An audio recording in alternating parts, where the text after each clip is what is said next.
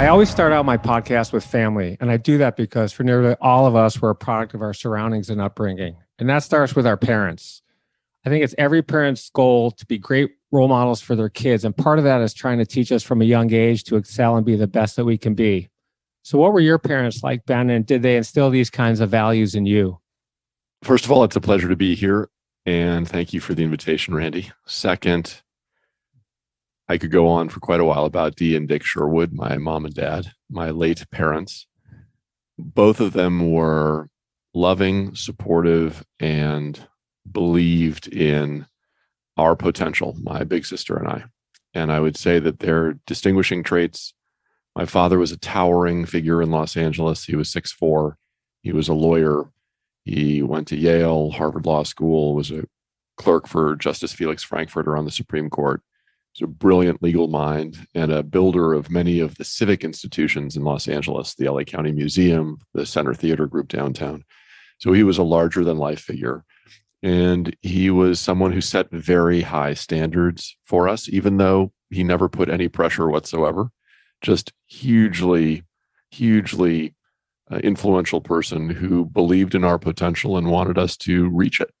He was someone who, while he went into the law, really wanted to be a diplomat, wanted to be an academic, or wanted to be in politics or in journalism.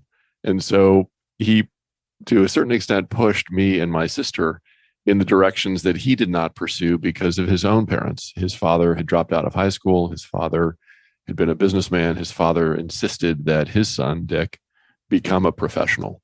And so I think that what's interesting is that we all in some way act out our own childhoods on our own kids, as you say in your question. And our father pushed us hard toward careers in public service or trying to make a difference in the world. My mother was a professional volunteer and a homemaker, unbelievably involved in our lives. And she was the kind of mom who made every opportunity available to us, believed in us enormously, and pushed us to pursue our individual passions. A home filled with love, a home filled with very high standards, and a home filled with the sense that whatever we set our minds to, our parents were going to encourage us to pursue. Makes a huge difference in your confidence and everything else. You're being well adjusted when you have parents giving you that kind of loving, supportive family. So you have awesome parents, but what kind of kid were you? I mean, kids love to have fun. So let's start there. I was a pretty serious kid, I would say. I used to play in the neighborhood with my neighbor, Wendy Bartosh, who was my best friend when I was really little. I was afraid of the ball when it came to team sports. So I played Little League and I played AYSO soccer, but I always just tried to disappear. I wanted to be invisible. And I think that I was interested in the things the kids are interested in. I was interested in magic as a boy. And in fact, I earned my spending money as a kid by doing birthday party magic shows for kids in the neighborhood. I ended up quitting the stage at magic after one birthday party at Mary Bing's house when a grown-up in the background, a woman named Olive Barrett, who was one of the leading women of Los Angeles, started heckling me and shouting how I was doing my tricks. And I stormed off the stage and never returned. And I would say that as a kid, I was pretty studious. I took my schoolwork pretty seriously. And I ended up in high school spending a lot of time in debate, which was really one of my passions. And that turned me into a very argumentative young man and pretty aggressive in arguments. And I think many of my personality defects are a function of the fact that at an early age, I learned to argue and debate with everybody on every topic and take any side of any issue and go for the kill. And so I've spent much of my life trying to recover from the experience of becoming a pretty successful debater in high school. I don't think you know this, but my son, Charlie, is a magician. He used to be much more into it. He would do tricks. You know what it's like. You would wow people, but you learn a great ability to tell a story and become a good public speaker. Did you feel that as well? Because to get that at a young age is really invaluable. I love magic because I think that there's the element of surprise. There's the element of wonder. And you're right, patter is the key to a good magic trick.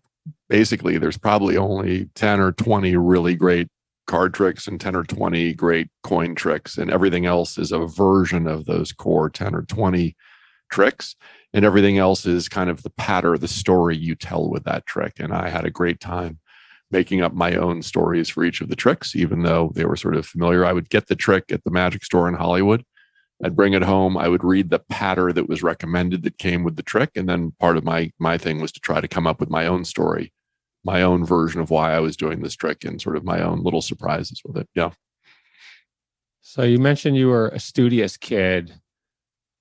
Did that mean you had a good work ethic? You came home, you open up the books, and you start to finish, you'd be up late on the books? And when did you start thinking about your future? Did it come when you were a young teenager? Did it come later as you got into college? In terms of work ethic, I think our family, we were all pretty hard workers. And I was somebody who always wanted to be ahead. I never liked that feeling that I was either behind, or it was the last minute, or I had to kind of stay up all night. So I was the kind of person who was always planning ahead. I don't know why, but I'm just somebody who wanted to be organized a few days before something was due, or start studying for a test a few days before I needed to. In fact, I never pulled an all-nighter in college until the last couple of weeks of college, when we had to print out our senior theses or dissertations. And there I stayed up all night, a couple nights, printing out my friends' dissertations because I had finished mine ahead of time. And so I was just kind of running the printer to make sure that everybody got theirs and on time too. That's when I stayed up all night. That's actually when I stayed up the latest, was to help my friends get through. In terms of thinking about the future, look, I have an older sister who's 5 years older, Liz. And I think that she's a classic first child, incredibly smart, incredibly driven, really close friend, protective of her little brother. When we were kids, we'd spend summers together in different places, and she would always look out for me and protect me. And I worshiped her as a kid, and I followed 5 years behind her. And so I think that as my sister got older, I began to watch her and the things that she was doing. And she's the one who really started me out thinking about what was going to come, because off she went to college when I was starting high school, and she was in college when I was in high school. And then when I got to college, she was off in graduate school, and I began to think about that step. And then when she went to work right after graduate school, I was in graduate school and starting to think about what to do next. And so I think that my big sister is a big reason that I've thought about the future. And then my mom and dad, they were always asking questions, not about putting pressure on, but just always asking questions about and introducing us to interesting people and pointing out interesting directions that you could take your life. I hope you're enjoying this video so far, but before we jump back in, I want to know if you've ever thought about what you need to do to reach the next level of success in your life. Over the last 25 years, I've been an advisor to more than 50 companies. I've invested nearly 100, including Google, Lyft, and Seagate. And I also co-founded a company that today is worth more than $15 billion. I've been incredibly blessed in my journey, and at this stage in my life, I want to give back. I want to share the lessons I've learned so you can reach incredible success way faster than I did. In my own journey, I've learned that having the right mentor is a massive advantage to achieving our goals. I'm hugely passionate about mentoring others, and I'm looking for a few hungry entrepreneurs who are excited to take action on their journey to incredible future success. So if that's you, I've got an opportunity. In the description of this video, there's a link where you can apply to work with me. All you need to do is answer a few simple questions, and if you're a good fit, my team will reach out so we can build a game plan together. All right, now let's get back to the video. There are a lot of people listening and watching who have kids, and you have 2 teenage boys. What's your best advice to parents on how to motivate their kids to be the best they can be and live up to their potential? And in your view, is there any particular age that parents should make a conscious effort to focus on this if it's not innate for somebody? I have a lot of humility about parenting in these questions, Randy, and I wish I could offer some great advice or wisdom. I think there are 2 parts to it. One, I hope that I married very well, in the sense that I married a very grounded, very thoughtful, very loving person who does not put pressure on our kids, does not drive them hard. She listens incredibly carefully to them, and she surrounds them with a sense of love, and everything's going to be okay. And so I think, in a certain sense, I don't know the secret of driving your kids, of getting your kids to be motivated, of inspiring your kids to perform or to excel. I think that a home filled with love and a sense of belief, and a sense of belief in their potential and their abilities, is a really important piece of that. I also think, frankly, that a lot of the techniques that I've seen used by my friends and sometimes that I have resorted to myself are counterproductive. That is, putting pressure on your kid to perform, putting pressure on a kid to achieve. I, for instance, made the terrible mistake of making it clear to my sons that I loved chess and that I hoped that they would play chess. I bought them chess sets. I bought them Dodgers chess sets when we lived in New York. I bought them New York Yankees chess sets. I bought them Simpsons chess sets. I bought them 25 different chess sets. The more I pushed, the less interested they were. And the result is that neither of my boys plays chess, to my disappointment. However, they took up all kinds of activities and interests that are of zero interest to me. And all I've tried to do is encourage them with everything I've got to pursue the things that they love. So one of my sons likes to play the drums. He's playing the drums. He's working on the drums. He's doing that on his own. I have very little involvement with that. I have very little visibility into his drumming, but it's something that gives him a lot of pleasure. Same with sports. As I said before, I was afraid of the ball, wanted to be invisible on the field, but both of my boys love to play sports. A lot of that comes from their mother. And so we've encouraged them with everything we've got to play sports. And I've actually coached 4 different sports. I'm not qualified in any of them, but I wanted to be out there on the field with them and to encourage them. So I read Soccer for Dummies. I watched a lot of YouTube videos, and I have done everything I could to be relevant and to encourage them in the things that they want to do. You're an incredible parent. I know Karen is as well. I see you outside playing with your kids. I think it's awesome. And I do hear him playing the drums as well. As you may know, I play the drums also. And once in a while, I keep the windows open just to keep some fresh air in there. But it's very, very cool. I want to talk about the meaning and importance of education now. My dad said something to me when I was in the 8th grade. He said that the most important investment in someone's future is to get the best education possible. Do you agree with that? 100%. I think that there is,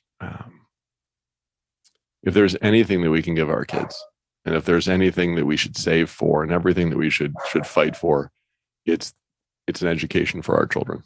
And I was incredibly fortunate to have fantastic education. My parents guided me on that journey, and it's something that I think makes the biggest difference. If you have the chance to have great teachers, if you have the chance to push yourself, challenge yourself, if you have the chance to discover the things that you're interested in with those great teachers, all kinds of things are possible. And I think that, in a sense, it's a working hard keeps options open. And that's the one thing that I would say that I've said to my sons, and it's something that my parents said to me, which is that the reason for working hard is that the harder you work, the more options you have in terms of your education. And the more options you have in terms of your education, that means the more options you have ultimately in life. And so I think that, without question, education is the thing that opens the most doors. And as part of education, I would say that for me, language was something that was really interesting, and writing. So as part of education, I think that writing is sort of one of those unbelievably important tools, sometimes neglected. But writing is the thing that, of course, we use so frequently in so many parts of our lives. And so writing as it relates to education is another area that I think is super important. You speak 3 languages. When did you learn those? And why 3? Was that part of a plan to just help your resume and just have more options available to you when you get older and after you graduate college? I used to do 3 languages. I would say I hardly speak 3 languages now. But when I was a boy, my parents just believed that you should sort of learn through language immersion, and that the sooner you used your brain to learn multiple languages, it would make your brain more flexible. And so they believed from an early age that language is important. And so my sister and I both started learning French when we were really little. And then I picked up Russian in high school because you had to take a language. And back then, Russian was a very important language. It seemed as if the world and the future would be determined by the US-Soviet relationship. And so I thought that would be an interesting language. It was offered at my high school. And then along the way, I picked up a little bit of Spanish, and I picked up a little bit of Chinese during one intensive summer program. And so languages has been something that I happen to gravitate toward. It wasn't to pad a resume. It wasn't to do anything except that I like languages. And frankly, I love to travel. And there's nothing that makes travel more fun than having a little bit of language, and it's a way to connect.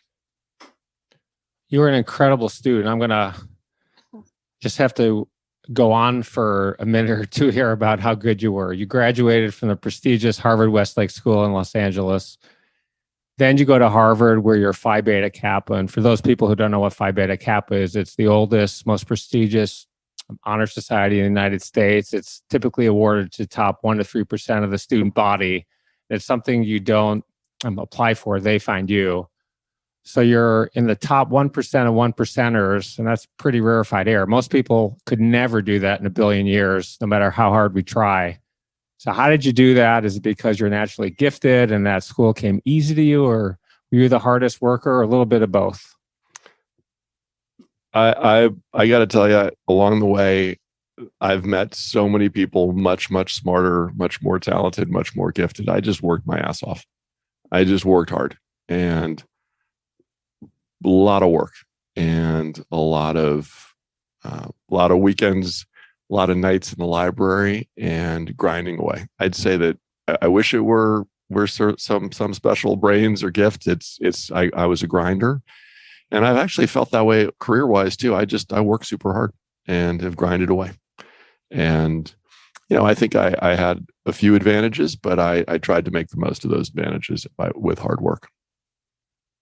We share that DNA. I'm a complete grinder, and I had this mentality called FILO, first in, last out. I'd sit in the law library when I was a freshman, sophomore, and junior in college, and I was there till 10 o'clock on a Tuesday, Thursday night when I had nothing going on. And very interesting.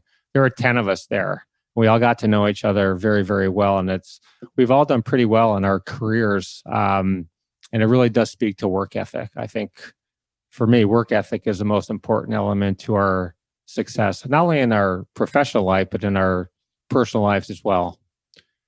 I was just saying, Randy, you set a high bar for work ethic. I see you working hard. I see you exercising hard. I see you parenting hard. You go all out in everything that you do. And so I think that you've got the work ethic thing down. Well, thank you. I appreciate that very much, especially coming from you. When you get to Harvard, is it your goal to be at the top of the class? I mean, that's really hard to do, and that's quite a goal to set for yourself. I didn't think about it that way. When I got there, I was pretty intimidated, and it's, big class, I don't know, 1,400, 1,600 kids. And I just tried to do what my dad always told me to do, which was to march to your own drummer and to do your own thing. And so I didn't really have an ambition. I actually don't even know if I was at the top of my class or near the top of my class. Yes, in my senior year, I was chosen for the Phi Beta Kappa group, but man, I was grinding away, and I was not aware of where I was in the class or how I was doing. I was just trying to do my best. And so I didn't set that as a goal. I just wanted to make the most of the experience and most of every class. I happened to have picked classes pretty well.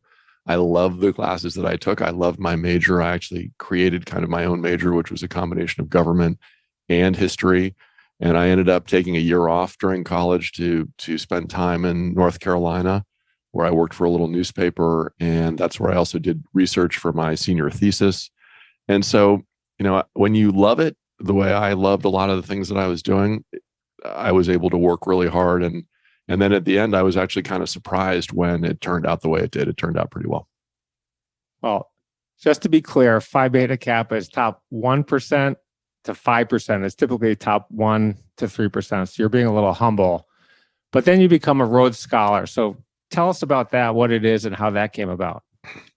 Well, that's a fellowship to England for 2 years typically, or 3 years in some cases. And that came about, as I mentioned earlier, my big sister Liz, 5 years older, was a Rhodes Scholar in 1981, and off she went to England.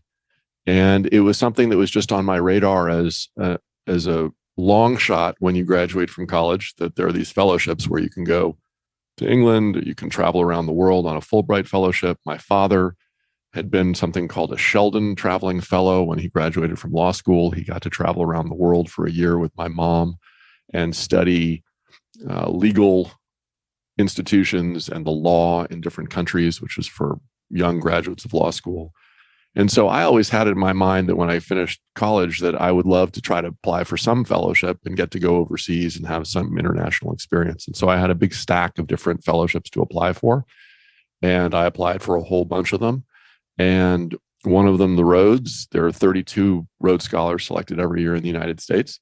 And I applied from California, which is a big competitive state. And I thought there was very little chance that a family would get 2 Rhodes scholarships, let alone 1. And I still applied. And during the interviewing process, both at the California level and then at the regional level, there are multiple stages to the process. At both levels, I got grilled by the committees about why one family should get 2 of these fellowships. Shouldn't they be spread out more? And I can't remember exactly my arguments or my debating, but I did my very best to say that these should be given out on merit. And here's why I think I could make a lot out of an experience in England and at Oxford. And I was lucky that I got one. So off I went. I spent 3 incredible years at Magdalen College, which is one of the old colleges in Oxford. And I did 2 different academic programs. First was a program in the history of the British Empire and Commonwealth, where I was focused mainly on Africa and India. And then I did a second program in development economics, both of them master's degrees. And the development economics story, really the history of developing countries, takes off when the British Empire ends in the 50s or 60s, when decolonization happened and India broke free, and when African countries broke free of the imperial chains. And those countries then became developing countries. And the modern history of those countries is really about development economics, how those countries have tried to pick themselves up. So just to put some details on how difficult it is to get a Rhodes Scholar, there's 32 of them. They get thousands of applications, and the acceptance rate at Harvard is 5.6%. But the acceptance rate to be a Rhodes Scholar, once you get the letter and you apply, is 0.7%. So you said you didn't think you were going to get it and you applied. What do you say to people who want to get ahead, but when they look at something that's really hard to get and they know the numbers, like there's 200 applicants for one job and they say, F that, why bother? I have no chance. I got the Rhodes Scholar letter too. Please apply. I was Phi Beta Kappa. And I said to myself, there's no way on earth I'm going to get this. I'm not going to waste my time. It requires an enormous amount of work. So that's what I did. I said, I've got no shot. I'm not doing it. I'm not even going to try to do it. But what do you say to people when the odds are so great that they just say, not going to even try? So a couple things. First of all, I never knew those statistics. I'd never known the percentage chance of getting a Rhodes Scholarship. That's news to me. So you taught me something today, Randy. And I'm relieved to know that the reason you know the Phi Beta Kappa numbers is because you are Phi Beta Kappa.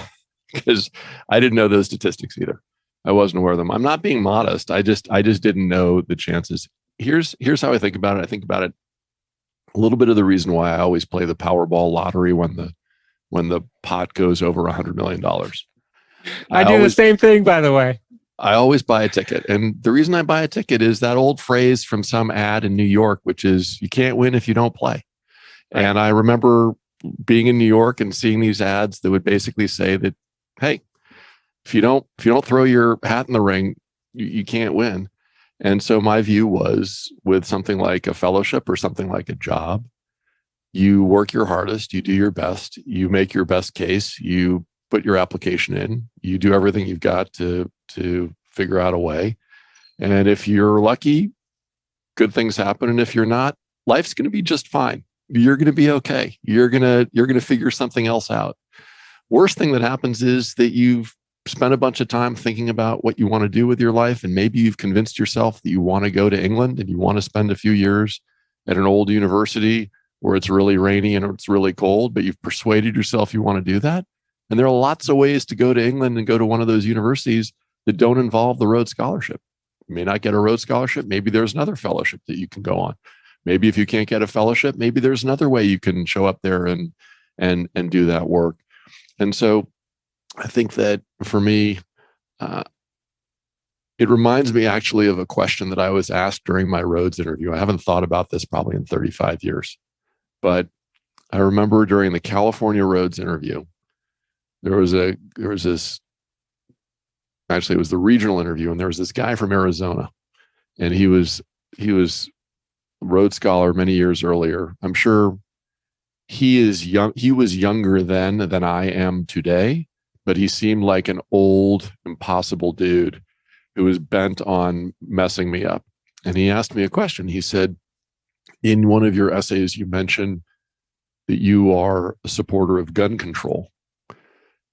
I have a question for you, a principal question. He said, if you knew that supporting gun control would mean that you would lose an election for office, would you change your position on gun control?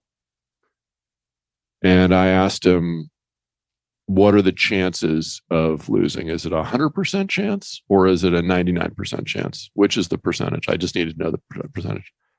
And he said 100%. And I said, well, if it's 100%, I'd change my position. But if it's 99%, I wouldn't change my position. And he jumped up from his chair and was on top of me. Why?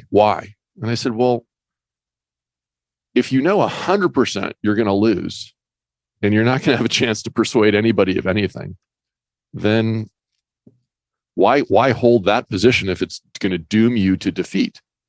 But if you have a 1% chance of winning, if you stick to that position, then I would fight like hell for that position. And I think it's the same thing with applying for things that seem out of reach. If you're told 100% never going to happen, you can't get it, then it's a waste of time. But if you've got a 1% chance of making it happen, that seems good enough to me. 1 out of 100, go for it. You know, you talk about the mega lottery. I, like you, first, I don't gamble. I go to Las Vegas and I watch people. It's not fun for me to lose money. I work hard for my money. It's just not fun for me. I do play the roulette wheel. I give myself $100 and then I'm done. I play the lottery. And of course, there are no winners in Brentwood or in West LA. So I usually drive someplace that is far away from here. It seems like there are no winners here. Something interesting, and I know we're moving off topic for a second. The winner of the $1.5 billion lottery came from Michigan. A ticket in Novi, Michigan. I was actually, I was there at that Kroger a few months before moving my daughter into college. We shopped there at the market. It's about 20 minutes from campus. The winner has not claimed the prize yet. Is that incredible? I don't blame them. I mean, that ticket could be lost somewhere. But they've got a year. They're probably sitting there someplace completely freaking out and trying to figure out, because I play fairly regularly when the pot gets over 100 million. I think about that question about whether you wait 364 days until the last possible day to go in there, or whether you go in there right away, claim it, and go start figuring out what you're going to do with it. But I would think that would be pretty overwhelming. And notice how I knew it was Michigan, because I was tracking that one. It's interesting. You'd have to keep that thing in a safe place, in a bank safe deposit vault somewhere. But that's just a lot of money in a 4 by 3 inch piece of paper to just take a risk. Something could happen to it. I mean, I think I'd call my lawyers. I'd hire the Brinks truck or some security force, and I'd head down there just to make sure it's off my plate. I think in Michigan too, you can keep your name confidential. I'm pretty sure about that. So there's no risk of public mayhem. So you're a great student, but many people aren't a great student. So if you can't get a good education or an education at all, like so many people, what's your advice to them? I think life is an education, and if you can't go to a particular institution or go pursue a particular path, one of my great mentors and one of my role models was Tom Brokaw. I worked for Tom at NBC News for about 5 years, and Tom liked to tease me all the time that he was a C student from South Dakota who had gone to the University of Iowa, and that he liked to keep track of all the C students in the world who ruled the world. And he liked to keep track of all the people who hadn't finished high school and hadn't finished college who had succeeded. Peter Jennings, the great anchorman from from Canada and ABC News. Actually never finished high school. Brian Williams, the anchorman from NBC News, did not finish American University. And Tom used to keep a list and would always, in fact, he even wrote an op-ed piece in the New York Times about how all these pointy heads and all these Ivy League guys and women who have 4.0 grade point averages, they don't know much. Life teaches you a lot more. And if you grew up in South Dakota and you made your way across the country to LA and then to Washington and then to Rockefeller Center, things turn out just fine. And I tend to believe all those things, including that book by Frank Bruni about where you go isn't who you are, that all that stuff matters, but it's not dispositive in terms of where you end up in life and how successful you are. I think about a couple of things. I think about my friend Ray Kethledge, who's one of my closest friends. At some point, he was the youngest U.S. Appeals Court judge in the country. He was the two-time candidate for the U.S. Supreme Court. I think he was the front runner going in before Justice Kavanaugh got the position. But I saw a TED Talk he did recently, and I didn't know this. And he talks about, he's one of the most brilliant people that I know.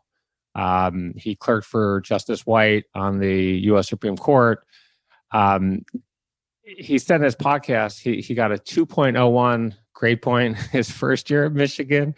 And then he had like a 2.14 his second year at Michigan. So pretty remarkable stuff. I agree. You don't have to be a great student. And we hear so many times the A students work for the C students. And I've seen that a lot in my life and career. And I know you have as well. For sure. I just want to comment on your sister and the Rhodes Scholarship. And this is just rarefied air. You're the only brother-sister pair of Rhodes Scholars in the history of the Rhodes Scholarship, which started in 1902. I mean, the only ones. That's just insane. You know, you see it with professional athletes. I think of Peyton and Eli Manning, TJ and JJ Watt, Del Curry and Steph Curry. But the only ones in history, I mean, how does that even happen? Luck. And I also want to point luck. There's no chance that's luck. Luck. No, luck. No way. I got to point something else out. Important historical fact. Men were only eligible for the Rhodes Scholarship for the first 77 years of the scholarship, or 75 years. Women only became eligible in the 1970s. So my sister was among the first women to become eligible in 1981. And so I just want to point out that, yes, thank you for that. And I'd say that my mom was extremely proud, and my mom was quick to tell a lot of people about this news. I'm sure. But it was, there had been brothers before. There had been fathers and sons. There had been actually fathers and daughters. I think technically maybe we're the first brother and sister. I'm sure there have been some since. So I'm just trying to put that into historical perspective. Yeah. You know, I met your mom at a Mark Selwyn art gallery opening. I said, "Oh, Ben's my neighbor and he's my friend." And I didn't know you were a Rhodes Scholar, but she was the one who actually told me and filled me in. And she was pretty damn proud, Ben. That's for sure. All right, we're going to talk about your professional career now. We've gone through the rockstar academic career, and we've talked about the value of an education and building block to excellence. And here's the map. You work hard in high school to get into good college, and you want to do all to get a good job when you graduate. And now it's time for the real world to begin. So we're going to walk through your remarkable career in news, television, writing as an entrepreneur. And we're going to go through them one by one. But let's start with your first job. You're 21 years old. You graduate from Harvard. And what's the plan? Well, the plan was I finished college, and then I finished graduate school in England, and my first job, I had internships along the way. I had internships in college. I went to New York and worked at CBS News. I went to Washington and worked at the LA Times. I went to North Carolina and worked for the Raleigh News and Observer. So I had summer internships, but my first job when I got out of school, I had to decide, and I had a big choice was between print journalism and television journalism. And I spent an endless amount of time torturing my friends and mentors about, should I go toward print? Say the New York Times, Wall Street Journal is the dream, LA Times, where I had worked, Should you go in that direction, or should you go toward television? CBS News at the time was sort of the gold standard, ABC News, NBC News in that direction. CNN was just getting started. And in the end, I chose television. And then I tried to figure out the best possible place to go. I thought I was going to go to CBS News. And at the last second, I switched directions and I ended up going to ABC News, where I began as an associate producer in 1989 in August on a brand new program that was debuting that month called Primetime Live with Diane Sawyer and Sam Donaldson. And I was an associate producer in the investigative unit at Primetime Live. Were you accepted to every job you applied for? I mean, that's an incredible resume. You have the academics, you have the internships. Was it 100% acceptance rate when you're looking for these jobs? I cannot remember the acceptance rate, but I can tell you it was not 100%, because the fact was I had no relevant job experience. I had a couple master's degrees in British imperial history and development economics, but I'd never really spent much time in an edit room. I'd never spent much time shooting video. I'd never spent much time out on the streets doing TV reports. And so I had certain limitations. I had some clips. I had written articles for newspapers, and I had done a bunch of journalism in print. But no, I got turned down all over the place. I got rejected all over the place for jobs. But I did have a couple of opportunities. I had an opportunity at CBS. I had an opportunity at ABC. I had to choose between those two. And what I can remember very vividly was I had been an intern at CBS Evening News with Dan Rather in the summer of 1983. That was an amazing experience. I loved it. And twice during that internship, 2 times, I came in early every morning. I followed your mantra, and I got in first. I was there. I turned the lights on in the newsroom in the morning. And I got there super early because I wanted to read all the newspapers and prepare and be ready. But I also got there early because I had been told that Dan Rather came to work early some mornings to work on his Royal typewriter and do his correspondence. And twice that summer, Dan came in early. And twice that summer, I had the privilege of getting to talk to Dan just in the newsroom, all by ourselves. And we talked for 10 or 15 minutes before he would go about his business. But those were kind of one-on-one moments with the anchorman of the CBS Evening News, Walter Cronkite's successor. It was thrilling for me to get to spend 10, 20 minutes with the great man and just talk to him about what he was doing and what he thought of the news, and to get to know him a little bit. And on the day that I was appointed many, many years later, president of ABC News in 2010, I remember my new admin came into my office at ABC headquarters on 66th Street in Manhattan and brought me an envelope. And in that envelope, there was a handwritten note, and it had been messengered over. And I opened it. The very first piece of correspondence I opened when I had been appointed president of ABC News was from Dan Rather. And it was a simple note that said, "I always knew this day would come. I just hoped it would be at CBS News. Congratulations." And that's the kind of guy he was, remembering an intern 30 years earlier, and also the kind of guy he was to sort of remember those morning conversations before dawn with just an intern sitting there in the dark, couple lights on in a newsroom, so excited to be there, so excited to be part of CBS News, so excited to be in the middle of the action in broadcasting. And it was, he was a wonderful mentor and a friend. I disappointed him when I chose ABC over CBS News when I took that job in 1989, and he was sort of needling me a little bit 30 years later when I ended up running that organization. How inspiring is that? But think about the reward for the hard work, getting in early and being the first one there. I mean, there's so many great lessons that come out of being there first. I mean, how many times do you tell people you want to get ahead, you work hard? It's fine to be an A. Okay, you can do really well being an A. It's great to be an A+, all right? You're in the rarefied air, but how about A++? That really means every single day you're the first one there. It could be 4 a.m, whatever your job is, and you're the last one to leave, which typically you've worked in very high demanding jobs. You're talking about midnight or 1 a.m. regularly for long periods of time. Yeah, another mentor and an incredible boss who I had the good luck to work with, jumping ahead. I worked with him for 10 years, Bob Iger at Disney. Yeah. Bob famously gets up somewhere around 4 to 4:30 every morning. He goes and tortures himself on one of these crazy exercise contraptions, the Versa Climber, and does 45 minutes on a Versa Climber. I couldn't do 2 minutes on a Versa Climber right now. You, Randy, given your fitness level, could probably do 30, but I don't know if you could. So. I don't know if you could do 45 minutes to an hour on a Versa Climber the way Bob does, listening to music, and then off he goes. And he's the first guy at Disney. He's there before 7 a.m. most mornings, and I think he's been doing that for around 45 years.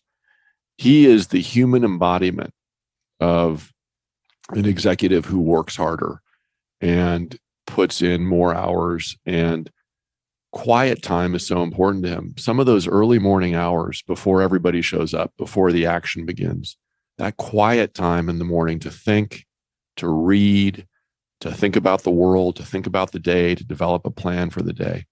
That's why I loved going in early, those mornings at CBS when I was getting started, and all those early mornings ever since. I love that quiet time to sort of get prepared, to get ready.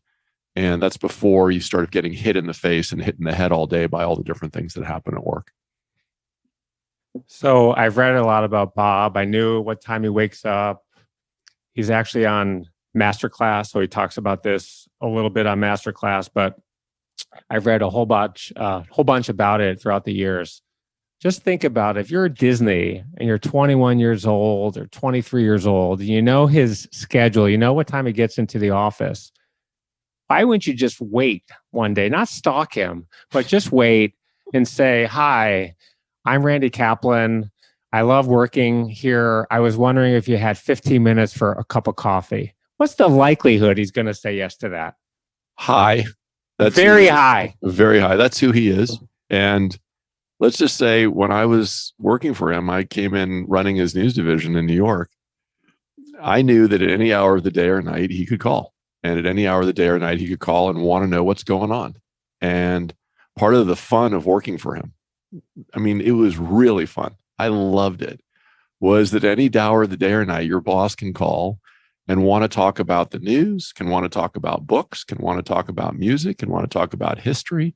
It was a blast. And you had to be on your toes. And one of the things I miss about the company, I left a couple of years ago. One of the things I miss is that daily interaction with somebody who gets up earlier, reads more, thinks harder, looks further, talks to more people, is just more engaged than anybody that I've ever worked with or worked for. And he really set an unbelievable example. And I think that each of us, in terms of that work ethic, I think that each of us can aspire to that. And I think you're right. One of the things that's amazing about him is that when you get into the cafeteria at ABC with Bob, where he came up 45 years ago and started as a stagehand, he still knows the people who are working as stagehands, and he still knows them by their names. He knows their parents. He knows their kids. And he's risen all the way up from stagehand, managing the stages of ABC, all the way to chairman of the Walt Disney Company. But when he's back there, he still has time in the cafeteria line and sitting in the cafeteria to chat with all these people he began with 45 years ago. That's an amazing thing. And that's why I think, to your point, you probably couldn't get to him now because of security, and you probably couldn't get to him now because of the way he gets into the building, and you probably couldn't get to him now because of the elevators and the way the system works. But if you happened upon him someplace in town and you said, "I read your book, I'm a huge fan," I think the mentorship means a lot to him. And he is really interested in mentoring young people and helping people find their way. I saw him I've seen him a couple of times. I saw him on vacation. We were in Hawaii together, staying at the same place. I mentioned at that time I was renting a house right up the street. I've known Willow for few years before, his wife, Willow Bay, before. Actually, she had just met him and was dating him, and someone introduced me to Willow, and she called me to ask what's Los Angeles like, and she's a very, very nice woman, as you well know. She's awesome. And I saw him on vacation. He was very, very nice, friendly. We talked very down to earth guy, and he was in great shape, by the way.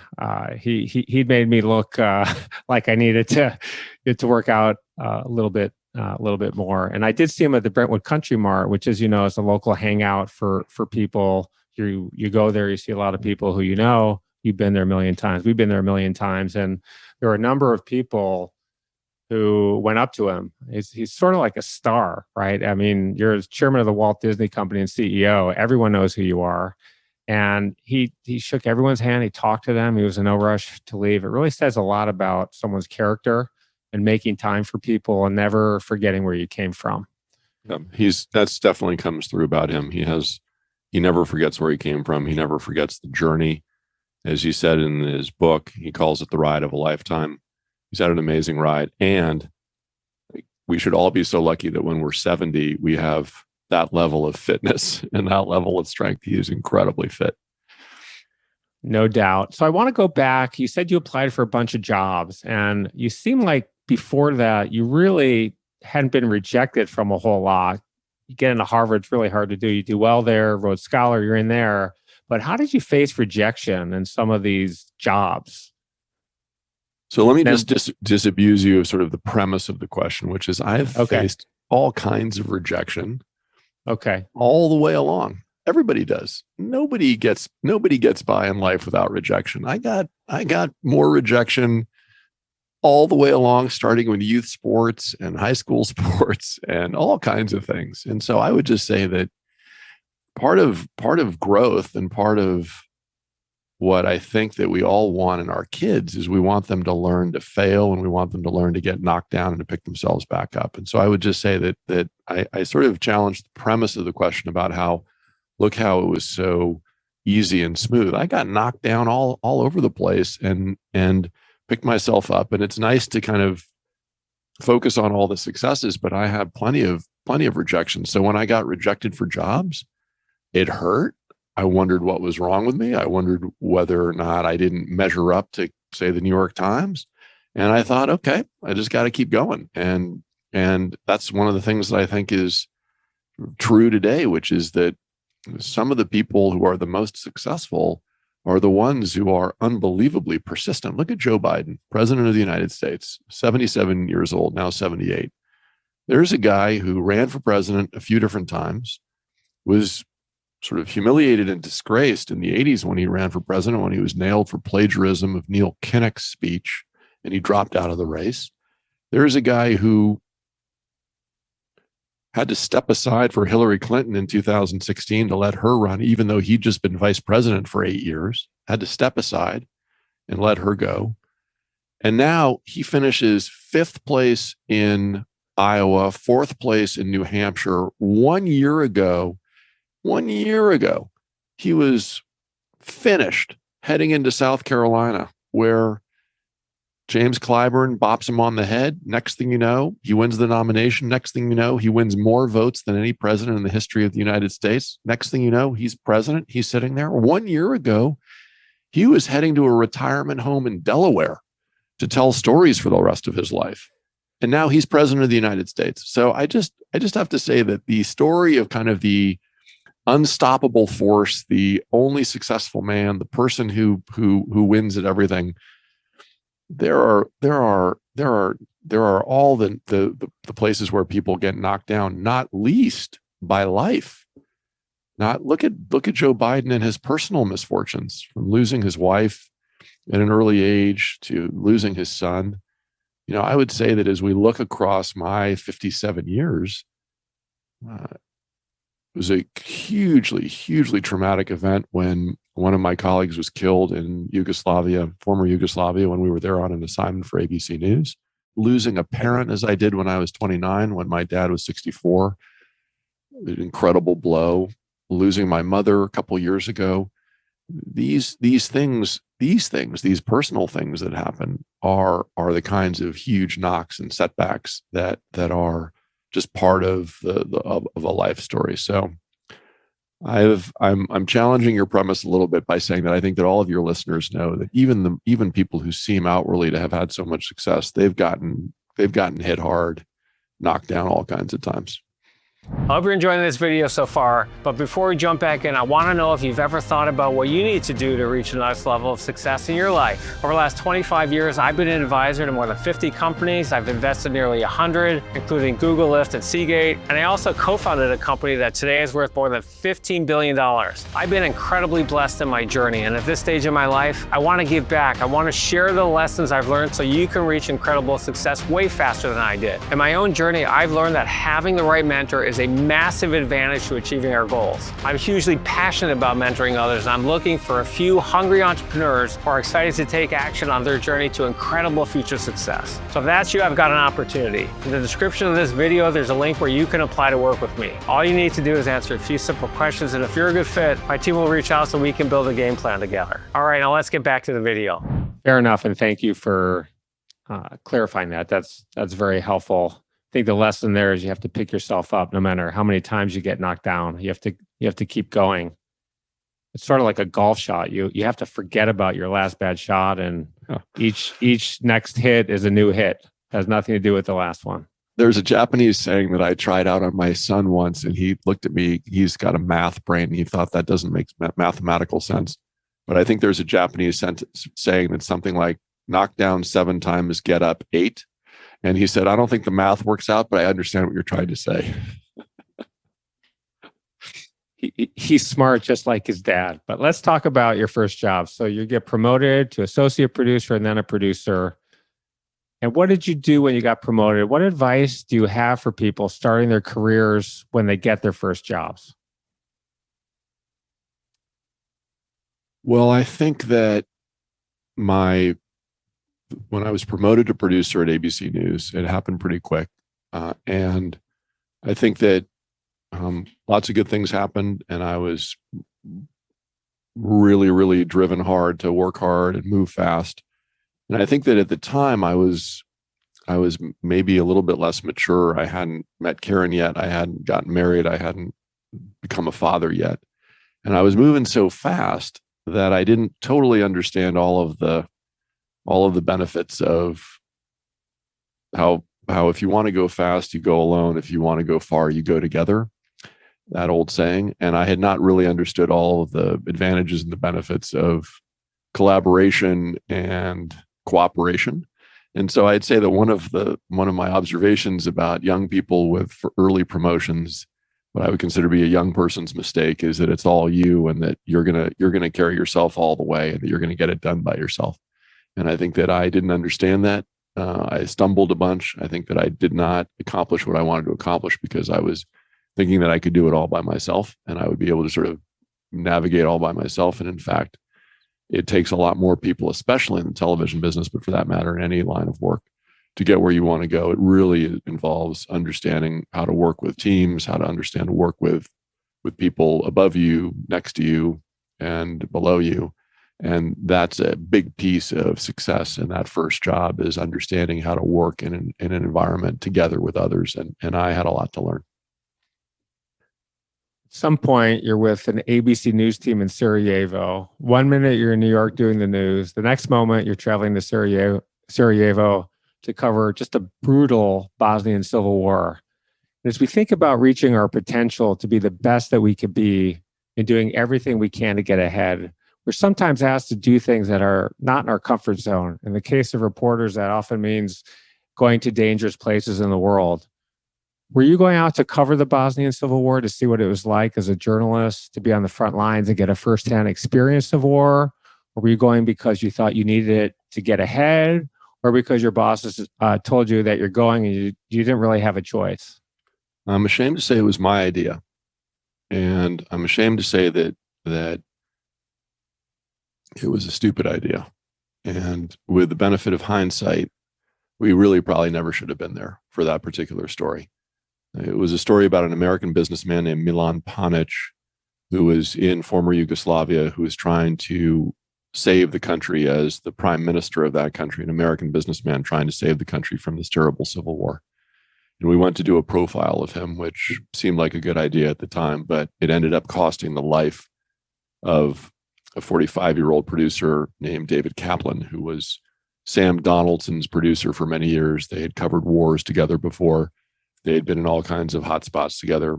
Sam was the anchorman of Primetime Live and was the longtime White House correspondent, famous for shouting questions at Ronald Reagan. "Hold on, Mr. President," was his signature line. And we ended up landing in Sarajevo on a military plane, and we ended up separating into different vehicles. Sam went in an armored personnel carrier with Panich up ahead, and we went behind in a VW minivan, thin skin, no armor. And David chose not to wear a flak jacket, a bulletproof vest. They had been supplied to us. I had one on, but Sam and David chose not to wear them. It was a very hot day in August of 1992. And in an area of Sarajevo called Sniper Alley, which was well known for being very dangerous, where different sides, the Bosnians and the Serbs, would shoot at each other in this area with snipers with deadly accuracy. We heard a loud noise, and David was shot and killed by a sniper. Bullet came through the back door of the VW, through the back seat, through him, and then lodged in the driver's seat.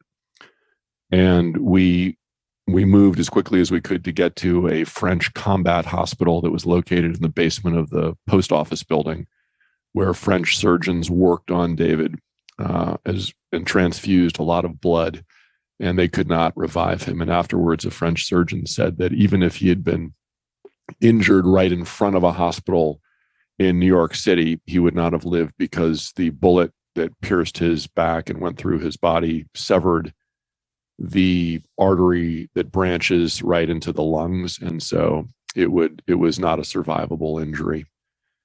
And it was a brutal day, and we all feared for our lives that moment. And it was traumatic, obviously, coming back for the family.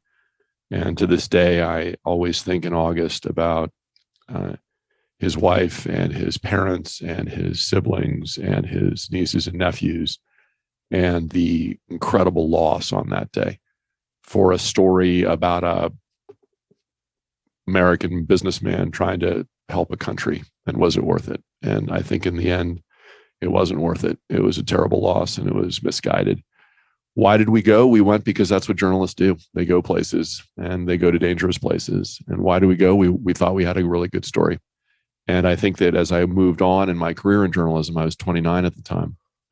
As I moved on in my career in journalism, I was always the person who would ask more questions than anybody else about, should we go forward into that situation? Does the risk reward ratio work out?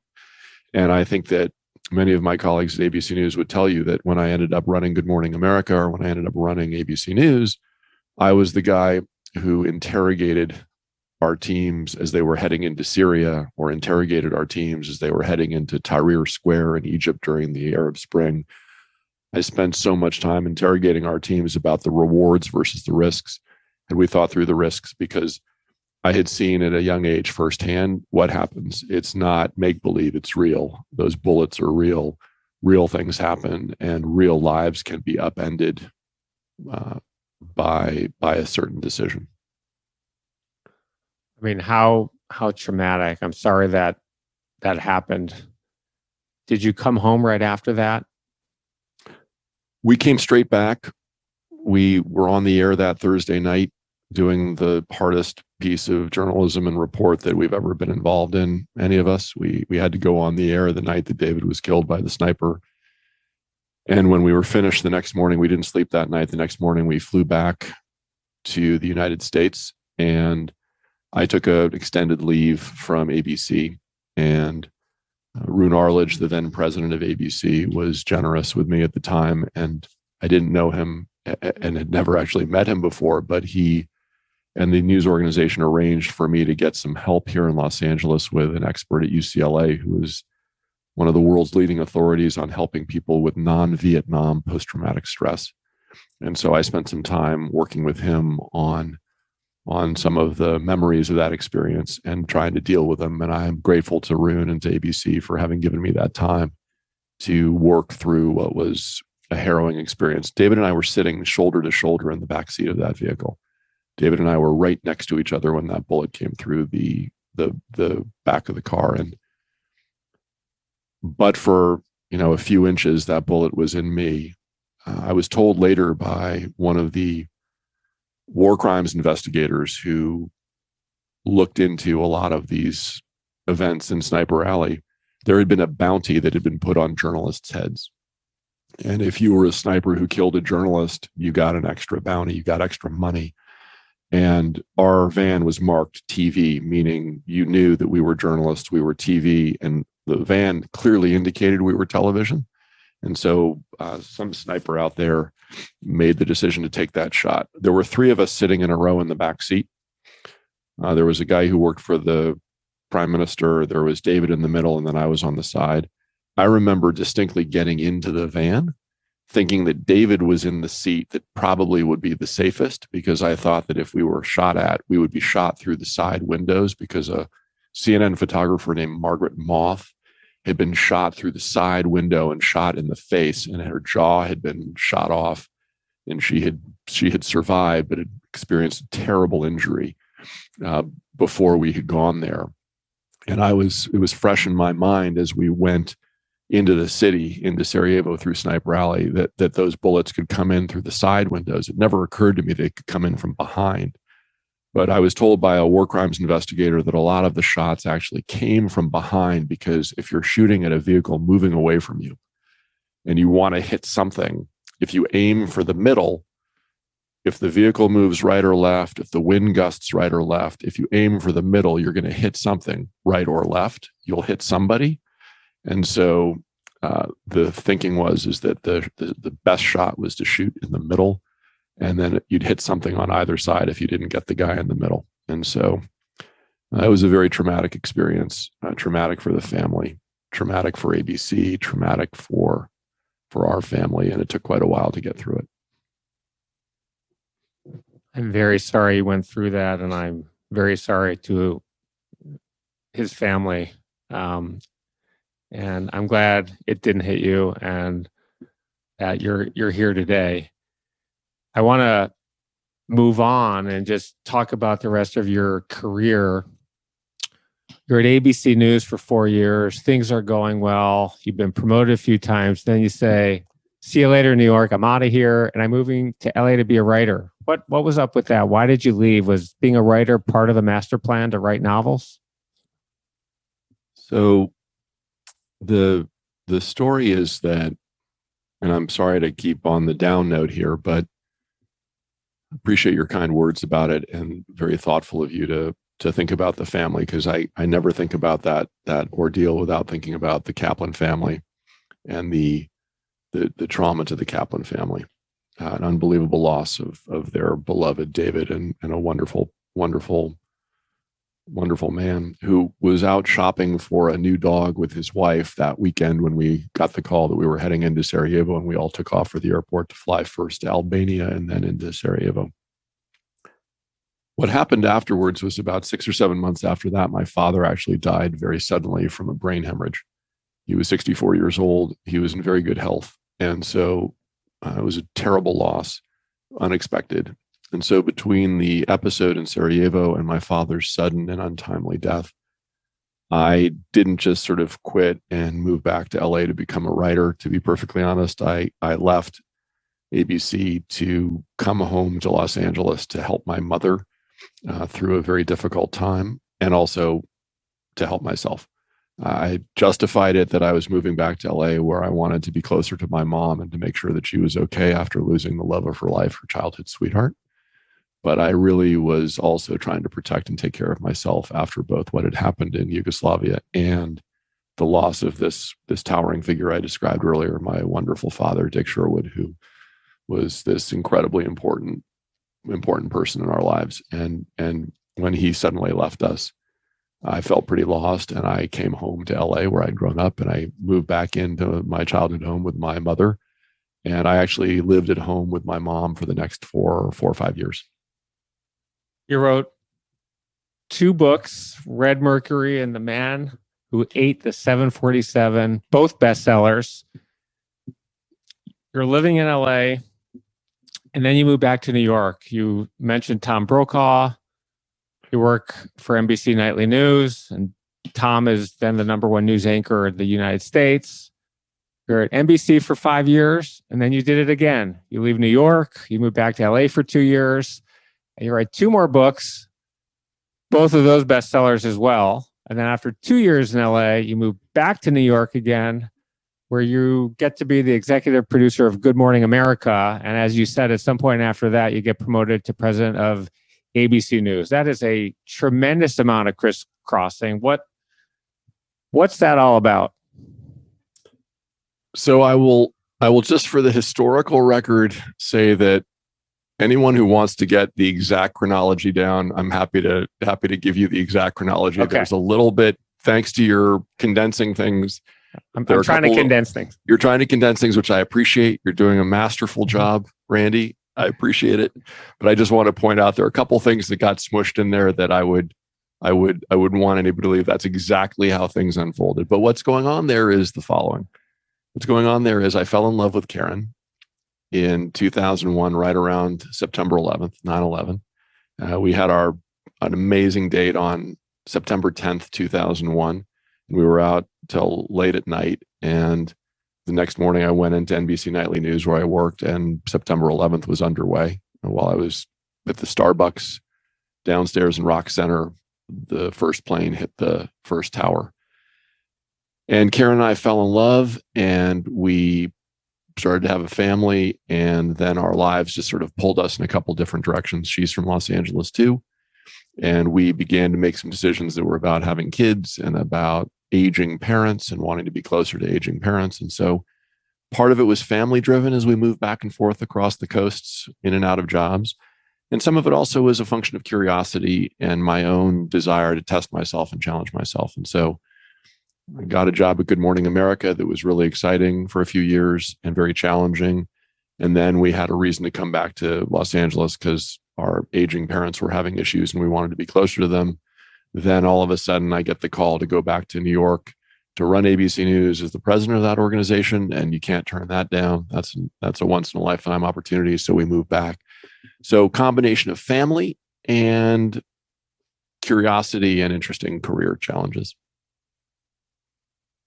Are these opportunities where recruiters call you up one day and say, "Hey, Ben, I have an opportunity for you," and you say, "Cool, talk to me"? And is it your advice to follow where the opportunities take you?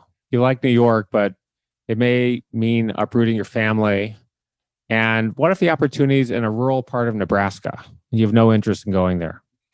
Well, I love Nebraska. I wrote The Man Who Ate the 747 that was set in a small town in Nebraska. So you picked the one state, Randy, which is very good. You picked the one state where rural Nebraska is actually where the 747 crashes, and that's where a man eats that airplane to prove his love for a girl. So I would just say if it was Nebraska, go to Nebraska. The Cornhusker State's fantastic.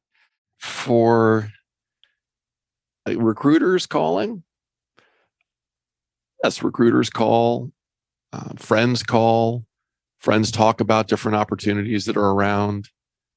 Friends say, "Hey, you should put your hand up for this. Hey, maybe you want to put your hand up for that." And typically my answer is always, go where your curiosity takes you. And I'm very, very lucky. My wife loves New York. Karen lights up the second we hit the Triborough, now Robert F. Kennedy Bridge. Second she sees that skyline, her face changes. I call it New York face because she's just so happy in New York City. It's where we have a lot of friends and it's where she loves to be. And so it's not hard to get her to move to New York. Although I think now with boys who are teenagers, I think it would be impossible to move to New York because our boys love Los Angeles and I think they're very committed to being here. But with Karen being game for adventure, we've had a chance to go back and forth a few times. I think in terms of advice for people, especially if you're lucky in a situation where you are in a marriage or a relationship where you have that flexibility and can move. I was always somebody who would go anywhere to do anything to have a great life experience. My friend Bruce Feiler, who's a New York Times bestselling writer, talks about being an experientialist, that his profession, his career is as an experientialist. And I sort of love that word because I too have pursued all kinds of experiences. Not so much a career as a set of experiences that end up becoming a career. As you're noting, as you sort of trace this line, I've done journalism. I've written books. One of those books was turned into a movie. I tried to start a website based upon one of my books about survivorship. I'm now doing something entrepreneurial, just new experiences that answer my curiosity and my questions. I've mentored a lot of people over the years. I know you have too. And one of the biggest issues they worry about is whether they should stay in one career, even if they're not happy. And this podcast, the theme of it is how to be excellent and be the best you can be and reach your potential. I think it's really hard to be excellent at something and reach your potential if you're not happy. I'm sure you know many people who are in good jobs are not happy. I have many, many friends like this. I'm sure you do as well. What's your advice to people who want to start over and do something new and are worried they're starting late and they're never going to be the best that they can be in that new profession? Very incisive question and very hard question to answer, since every situation is different and everybody's different. But I'd say there are a few principles. Principle number one is if you're fortunate to be able to start over, if you have the security and you have the ability to change directions, don't waste another second. And I say if there is an important qualification. I was lucky when I married Karen. My wife is a movie and television producer who's had a lot of success at a very early age. And so I was always very fortunate that she was the smart, successful one in our family. And we haven't really talked about all of her achievements and her success and her drive and her motivation. But because of her considerable success and because of her considerable accomplishments in her career, we had kind of a safety net that she's somebody who everybody wants to work with and everybody wants to make movies with and everybody wants to make television with. And so no matter how hard I fail, Karen's always going to be the one who is sort of the safety net in this family. And so in our marriage, we've gone back and forth a little bit where Karen's had a crazy big job and I've had one. And we go back and forth and trade it a little bit along the way.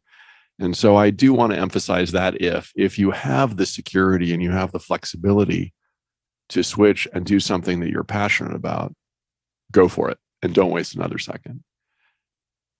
On the go for it and don't waste another second piece of it, I'll give you kind of my perspective there. I tried being a full-time novelist for a short period of time. I discovered a few things about being a full-time novelist. Number one, it was torture. And number two, our family would probably starve if I were the sole breadwinner, because that wasn't going to work out the way I would want to take care of my family. And so I tried it for a brief period of time. I found it to be agony just about every day. I found rejection to be very painful. And I found that the ability to pay our bills was going to be seriously tested. And so I did not become a full-time novelist for very long. And so again, I had the flexibility and the luxury of getting to try it for a brief period of time. I could see that it wasn't going to work out. I gathered the data and I answered the question. Okay, full-time novelist, not the right path for me. And I've tried a few other things like that along the way, and I've ruled those things out as well. And so I think that the goal should not necessarily be to try something new with the intention of being the very best in the world. I'm going to go pursue that path and I'm going to be the world champion. But instead, almost answer the question, I've always been drawn to that other thing. I've always wondered what that would be like. I want to go try that. Can I be excellent at it? Worth answering that question. Even if I'm excellent at it, will I accomplish all the things that I want to accomplish? Or are there so many other excellent people at it that I might not be able to get where I want to go? But I think that's all kind of what I would say is gathering data, living the questions. There's a phrase I've used with young people for a number of years, which is one of my favorite phrases from the Letters to a Young Poet, Rainer Rilke's Letters to a Young Poet, in which he says that, paraphrasing, you ask a lot of questions. I don't have all the answers. The best thing I can tell you is go live the questions. And in living the questions, you may get yourself closer to these hard questions, the answers to the questions that you've been asking me. And I sort of feel that way when it comes to career and to success. Live the questions, no one's really going to ever be able to answer the question about what the right choice is for you. No one's ever going to be able to tell you which is the right job or which is the right path, or should you stay with this career or switch. To the extent you can, go live the question. And in the course of living that question, you can find some of the answers. There are so many more things about your amazing career that we could talk about. I'm going to blow through a lot of them quickly and just list them. I think our listeners and viewers would want to know. You're the executive producer of Good Morning America. And after, I think it was 852 weeks of being less than the number one show, I think the Today Show had been number one for that period of time. That's 16 years. Under your leadership, you took over the top rated show. You took it to the top rated show. You become president of ABC News. Disney owns ABC. I think most people know that. And over the next few years, you're promoted again and again. You're president of Disney ABC Television Group, co-chairman of Disney Media Networks, co-chairman of Hulu, co-chairman of A&E Networks. At this point, you're managing a $12 billion business with 12,000 employees. And you're responsible for creating 24,000 hours of original content every year. I mean, that's a shit ton of responsibility. Talk to us about that. I mean, you got to be thinking, I mean, was this the dream? Was this what you were shooting for when you graduated and thought, I'm at the top of my career? Could it get any better than this? The answer to that is no. I didn't know that job even existed. And I didn't even know that job existed really until around 5 years before I got that job. My dream from earliest days in college and graduate school was to be the president of CBS News someday. Like, that was a reach beyond all reaches. I didn't think that was even going to be possible. That was my fantasy. That was the job that I thought would be the greatest job in the world. And when I was appointed president of ABC News, one of my college buddies sent me a note that said, "Close, but no cigar." In terms of having gotten to the job, but missed the network. I would say that the way you just described the job, it sounds kind of overwhelming. It was, I got to do that role for 5 years. It was an amazing experience every day, working for Bob Iger, working with all the presidents of all those different businesses that you just described, learning new things every day, learning new things about kids programming, learning new things about streaming at Hulu. Disney Channels was the kids programming piece, learning things about millennial programming at Freeform, which is the millennial network at Disney. I learned something new every day, overseeing the owned television stations of the Walt Disney Company. That's 8 stations in 8 of the biggest markets in the United States, including WABC in New York and KABC here in Los Angeles, KGO in San Francisco. So I loved it. New challenges every day, new puzzles, new problems. And it was a lot of different, big range every single day. And I would be in total candor. Some of it I was really ready for, in the sense that I was prepared. I had experience that was relevant, and some of it I was learning while I was doing it. And I had great teachers. In particular, I'd note that a brilliant executive named Gary Marsh was my teacher about kids programming, because that's an area that I had no experience in, even though I was overseeing the Disney channels around the world.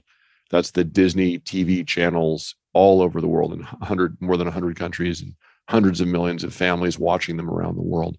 But Gary Marsh gave me an incredible masterclass almost every day in how to think about the children's audience, how to program for kids, how to create great programming for kids. And so in a way, while I was, overseeing it all, Gary was really my teacher and my boss. And he's a remarkable executive and a wonderful friend.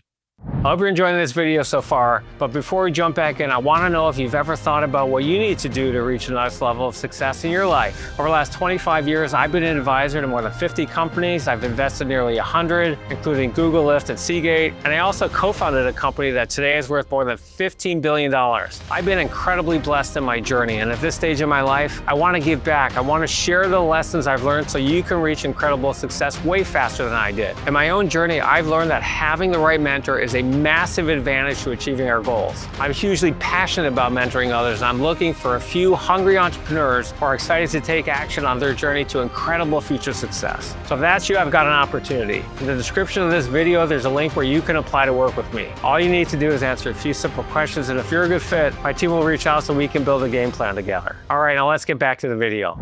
Let's talk about Roseanne, one of the most successful sitcoms of all time, on for 9 seasons, #1 show, 1 or 2 years, top 4 show, and 6 of those years, Disney decides to bring it back in 2018. It's a hit, 18 million viewers right out of the gate. What happened?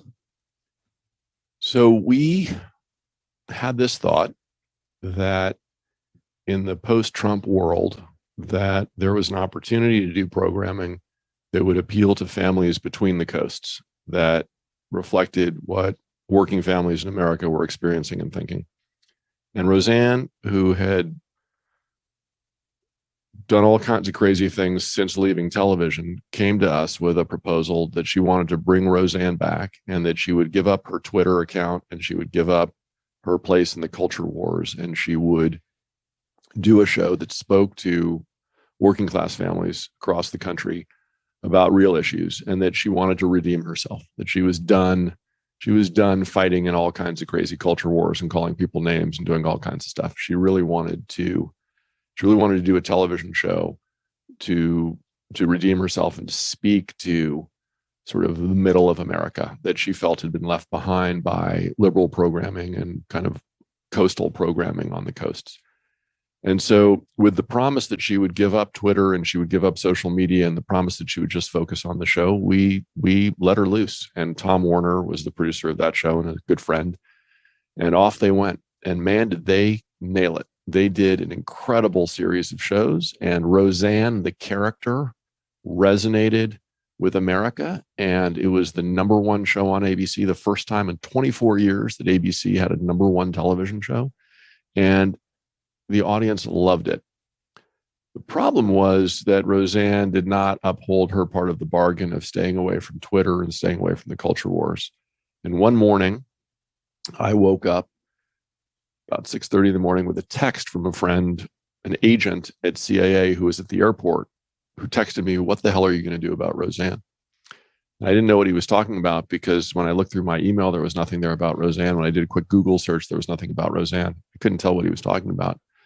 And then I checked Twitter, and I immediately knew what he was talking about. And I sent an email to my boss, Bob Iger, immediately saying that what's happened is abhorrent, despicable, and what Roseanne had done was that we have a serious problem, and that what Roseanne had done was unconscionable. She had sent a tweet out that attacked Valerie Jarrett it was a racist, anti-Muslim tweet that attacked Valerie Jarrett and said a bunch of terrible things in 42 characters or 42 letters, I want to say, terrible things about Valerie Jarrett, who was the advisor to Barack Obama. And in the course of the next couple of hours, we huddled. I talked with Roseanne and her team about this, and we decided that the show was over, the show was canceled, and Roseanne would not be part of the ABC television network anymore. And I had the distinction of being one of the first executives, or perhaps one of the only executives, along with Bob Iger and Channing Dungey, who was the president of ABC Entertainment at the time, sort of one of the only executive teams that has ever greenlit a #1 television show in America and then canceled a #1 television show in America, all in the space of about 18 months. And it was tough, but it was absolutely clear it was the right thing to do. She did not belong on ABC's airwaves. What she said was unconscionable. It was not funny. It was not a joke. It was not some sort of lapse. It was bad. And we took swift action. And I think that one of the things that was about Disney and about Bob Iger in those situations is that he's quite fearless. And there was no discussion about any of this with lawyers. There was no discussion about any of this with our advertising team. There was no discussion about this in terms of kind of the consequences. There was just a conversation about right and wrong. And it was really clear right away that the right thing to do was to put an end to this, stop it, shut it down, over. and no looking back, which we haven't.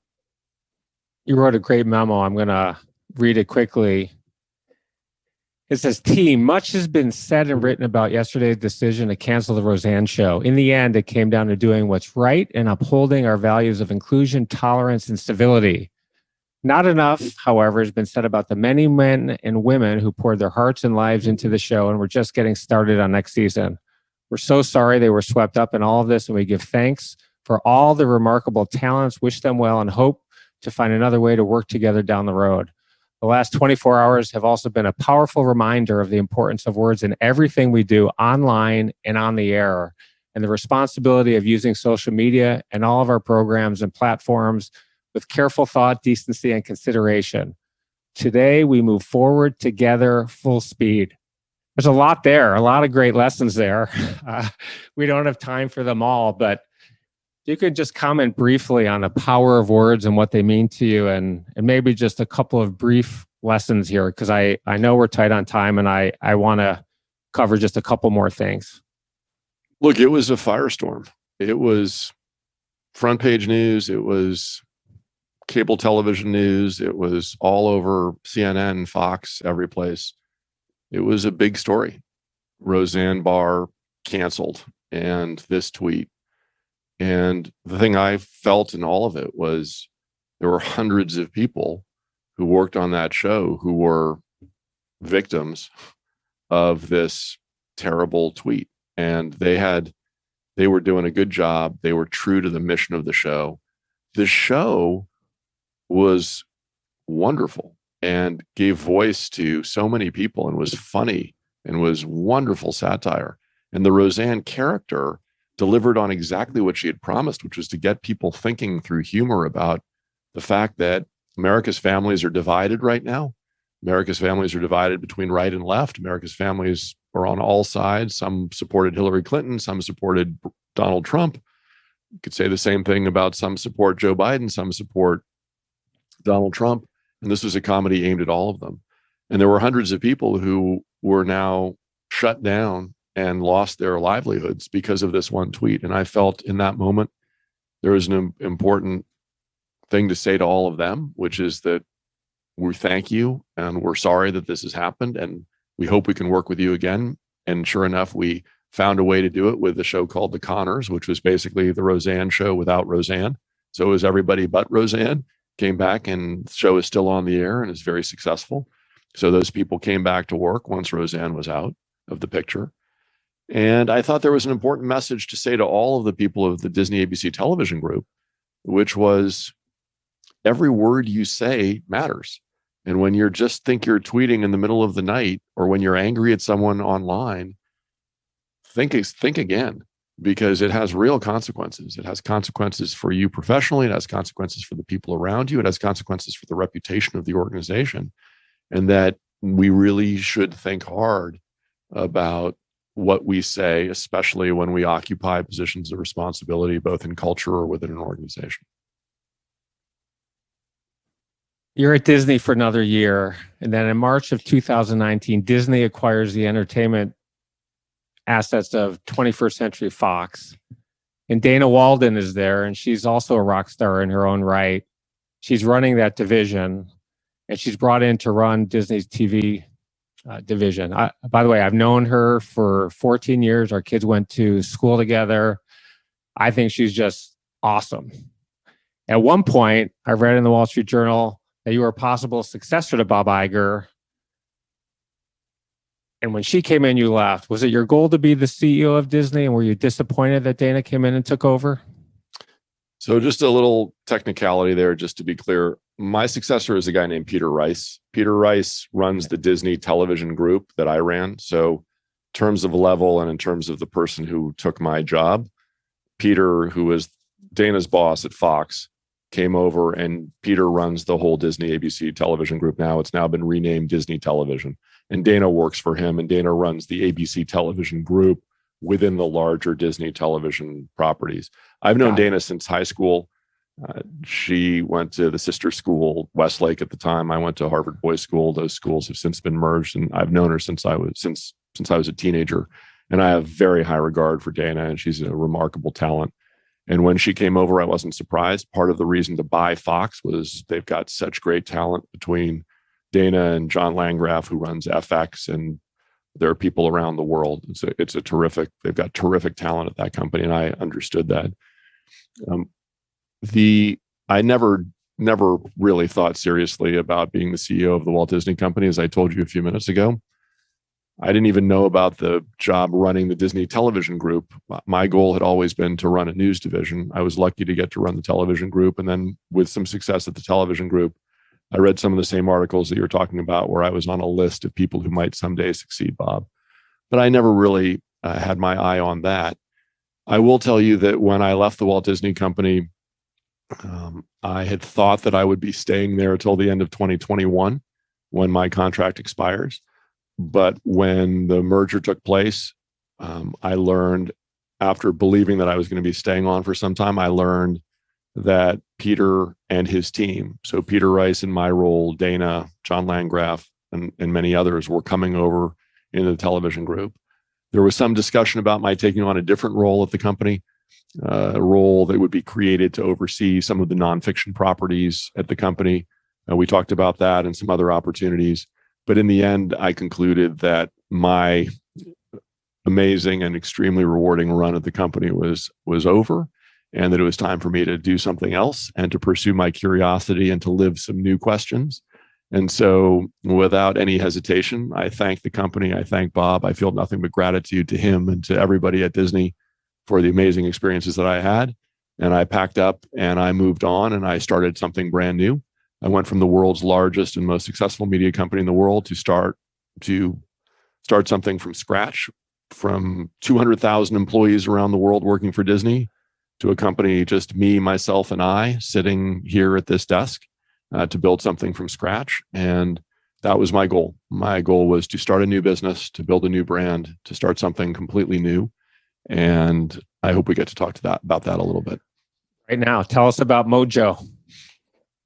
So when I left the company, I had to ask myself the question, after you've had these opportunities and an amazing experience, what do you do next? And one option would be to go work for another big media company. And there are plenty of those out there, and there are plenty of jobs that need to be done. But I've always felt the pull, back to some of our talk at the beginning, I've always felt the pull of family. And I've also always felt the joy of youth sports, being there with my kids over the last 12 years on the playing fields back east and here in Los Angeles.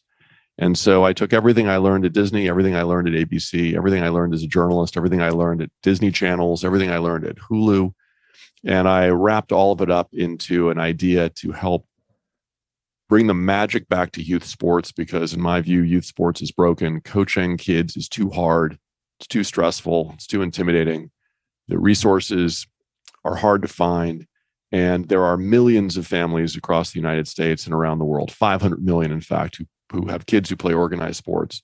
And I set about to build the world's first family sports brand for kids between the ages of 4 and 14, when about 80% of the coaches are moms and dads, and most of them don't know what they're doing, to bring the joy back to youth sports, to make coaching easier and more enjoyable for moms and dads, to make playing more fun for kids, and to make the whole experience more magical for the family. And that's what I set out to do. And I hired an amazing co-founder named Reed Schaffner, who's a brilliant technologist.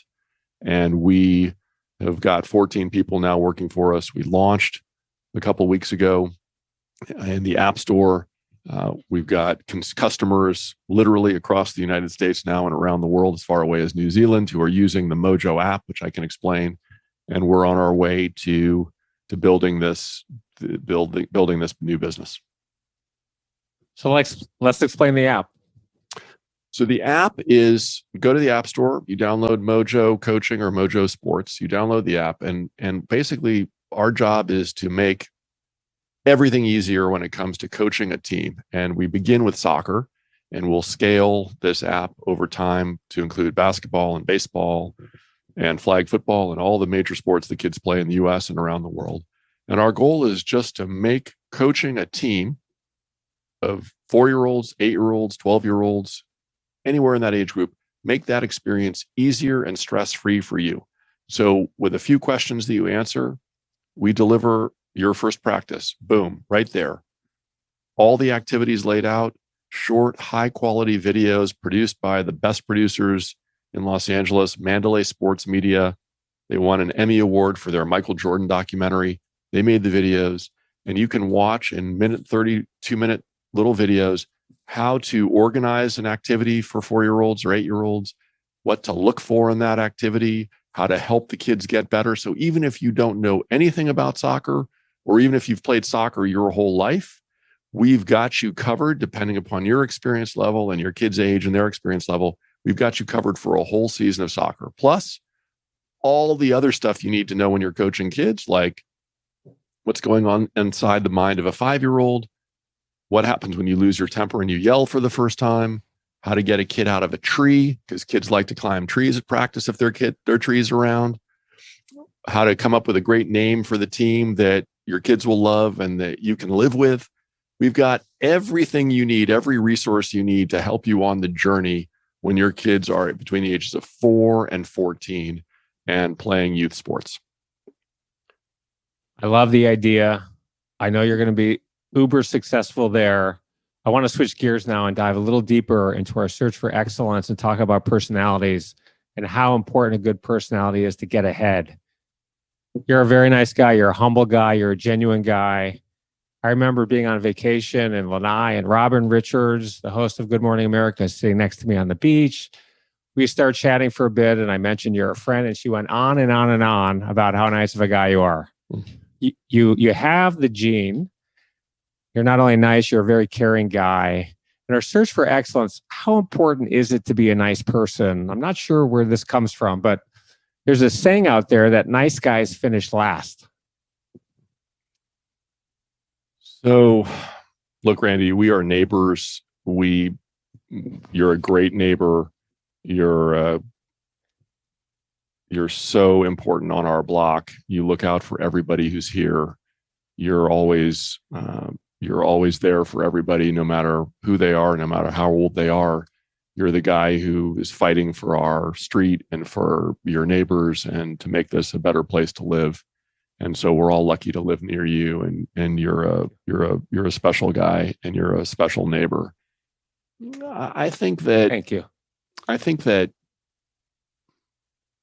there's a book by a professor at University of Pennsylvania, Adam Grant, called Giving and Taking. Great book.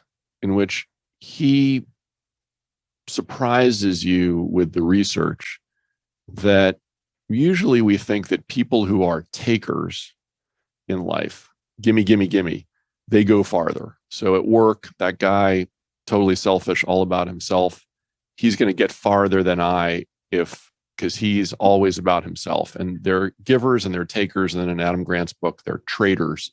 And traders are people who are totally transactional. You give me one thing, I'll give you one thing. And what Adam Grant says, as you know, in that book, is that it turns out that it's the givers who go the farthest. The generosity, that real interest in your colleagues, that giving more than you take back, those people end up being more successful. They end up being happier. They end up going farther. And what I would say is, it's nice of you to say, I don't know if I'm really a nice guy.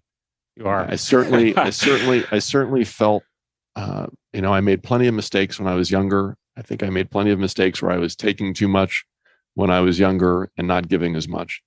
But I do think that getting knocked down a few times in life, I do think that marrying well, I do think that fatherhood, and I do think that a little bit of maturity leads you to learn that if you end up on the side of giving more than you take, how much have you given today? How much have you helped somebody else? How much have you looked out for somebody else? I think that Adam Grant's formula is right, which is that you get a lot more out of life when you are giving, and things turn out better when you try to end up on the generous side. And so I think that in terms of excellence and in terms of the pursuit of excellence, I think that I tried to allude to this a little bit earlier. I think that the young person's mistake is to think that it's all on them, that it's all about them, that it's all about what they do. It's all about how much they lift. It's all about how much they accomplish. And I think that one of the things that comes with a little bit of wisdom and a little bit of experience and some hard knocks and maybe some setbacks is that it really ends up being about how you treat other people, how carefully you listen to other people, how much you do for other people, how much you help other people succeed. And by helping other people succeed, you can find more success yourself. I think the intangibles are so important. Not only the tangible things, the work ethic, the good habits, but the intangibles are important. I know you used to make happy birthday calls to your employees at ABC. I mean, the phone rings and your name lights up. Oh, Ben Sherwood's calling. I think a lot of people are like, oh shit, what did I do? And then there you are. Happy birthday, Bob. Happy birthday, Sheila. What's your view on this? And who taught you how to do this? It's such an effective thing to motivate people and to get ahead. I like birthdays. And long before Facebook, long before 57 different apps tell you whose birthday it is, or social feeds tell you whose birthday it is, or bots tell you whose birthday it is, I was always keeping track in my calendar of people's birthdays. And I love birthdays. I love my own birthday. I have fun on my birthday.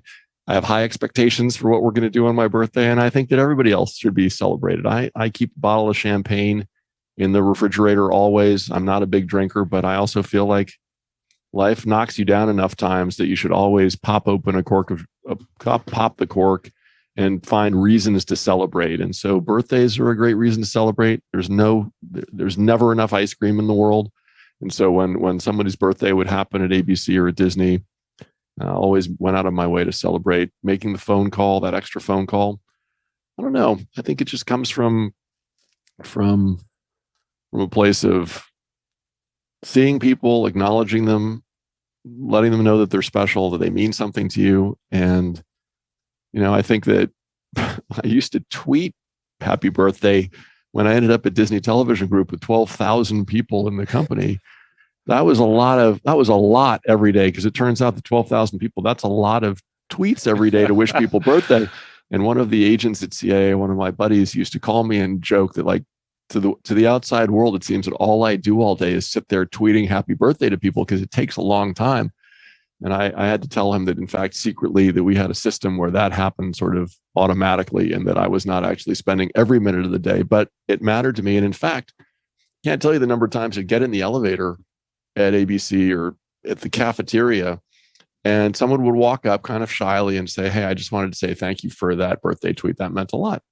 And what's your name? John. What part of the company do you work in? I work in engineering. How long have you been at the company? 17 years. It's nice to know you. It's nice to meet you. It's nice to, hope you had a good birthday.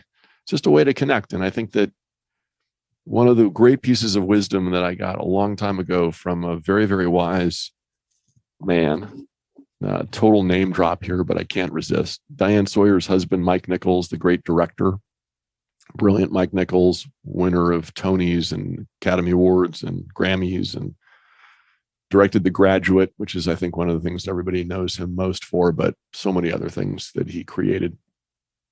I once asked him what was his secret of directing Julia Roberts and directing Emma Thompson and directing Meryl Streep and doing this unbelievable work. And what was his secret of success? How did he motivate people? How did he get the most out of people? And he said two things. He said, love is the only thing that works.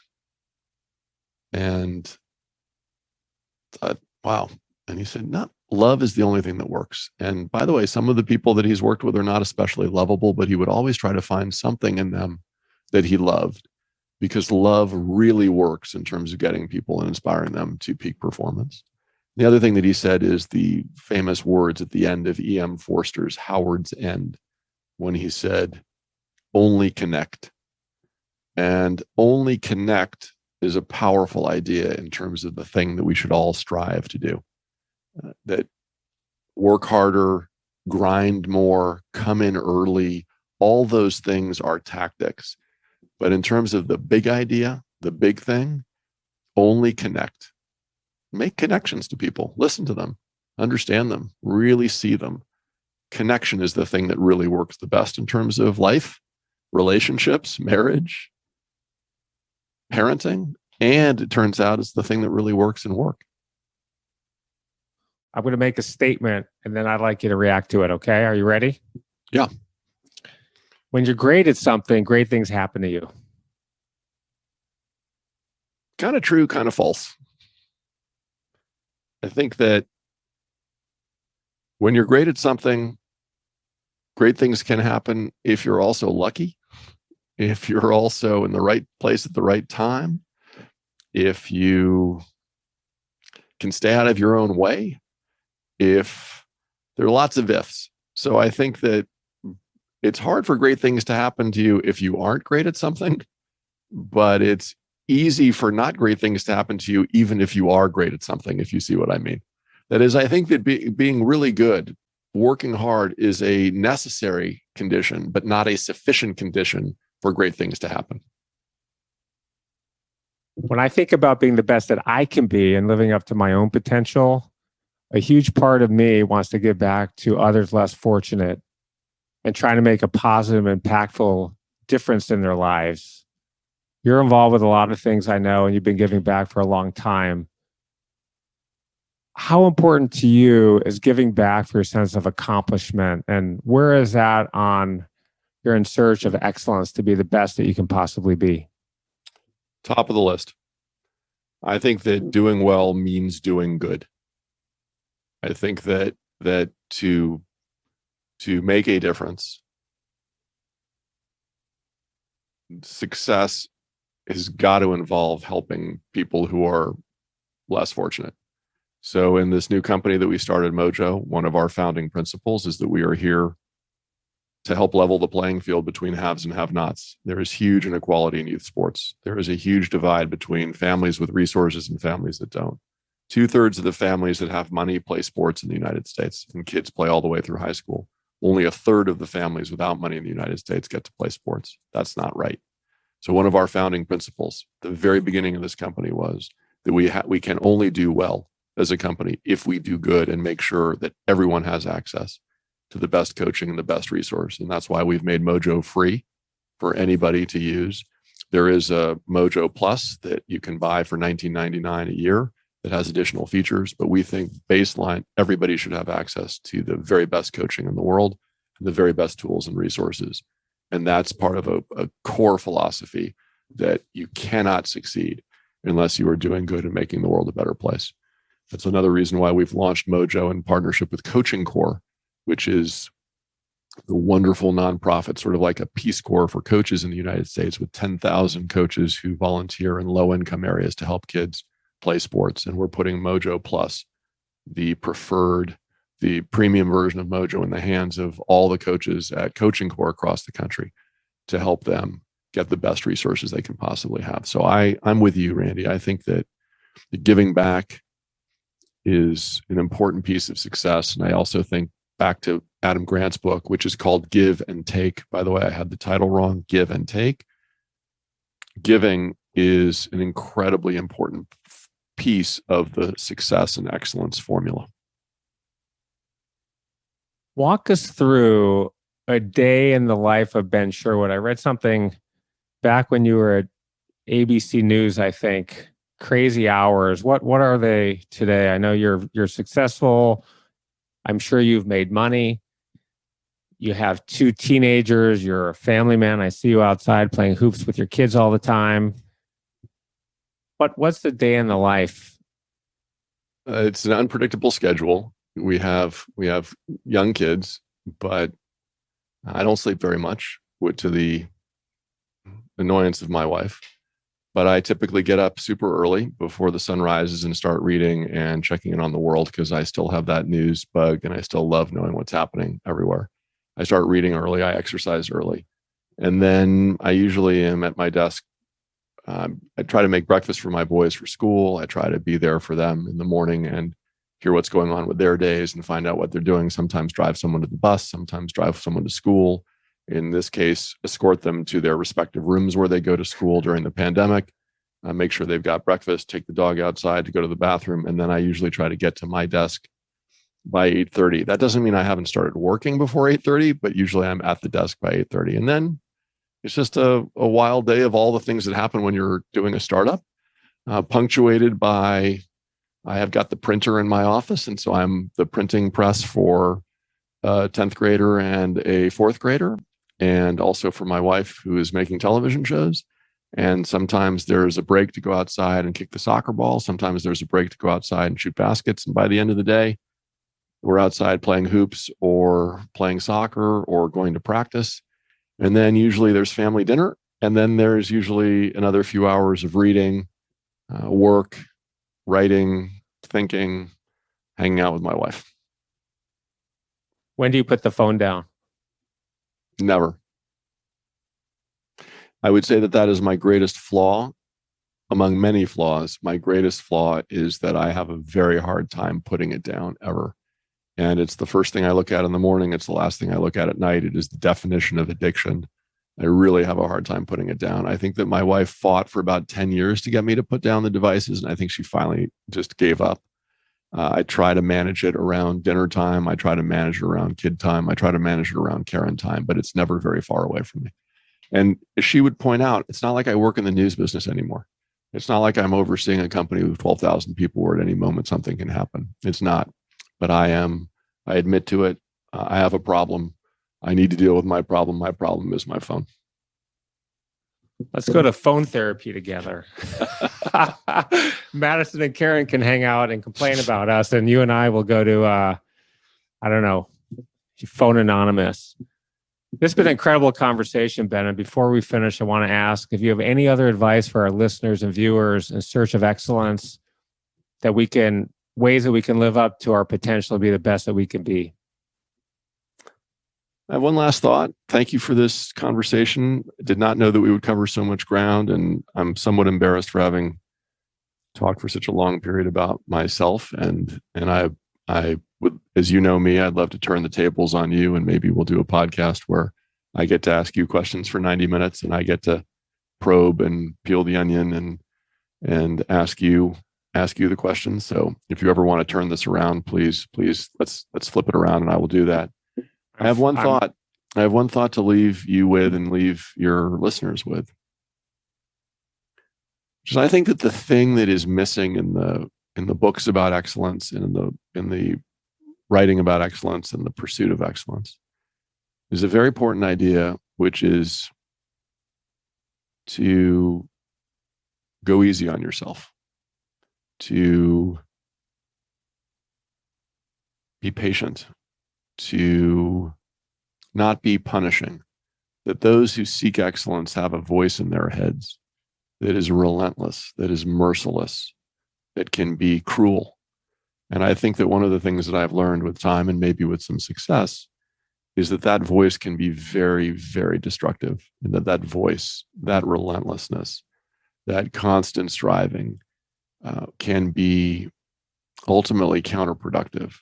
And that sometimes the pursuit of excellence requires a little bit of self-awareness and a bit of kindness to oneself and kindness to the people around you, because that quest, that sometimes insatiable quest, can be very, very hard and even unhealthy.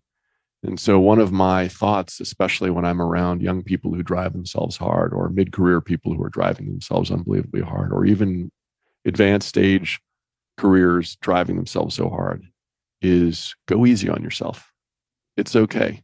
You're going to end up where you're going to end up. You're going to achieve what you're meant to achieve. The road will take you where you are supposed to go. But if you aren't easy on yourself, if you don't go easier on yourself sometimes and take care of yourself, you're in for trouble.